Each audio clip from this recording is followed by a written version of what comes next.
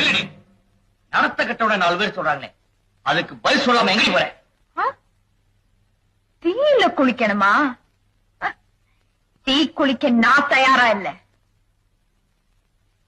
திரி போட்டு எண்ணெய் போட்டா தாயா விளக்கெரியும், திருச்சாலே ஏறியது மனசு மட்டும்தான். நீ நெனப்போட விளையாடுவ, நான் நெருப்போட விளையாடணுமா? 3 மாசம் பிரிஞ்சதுனாலே நடத்த கெட்டவனு என்ன சந்தேகப்படுற நீ?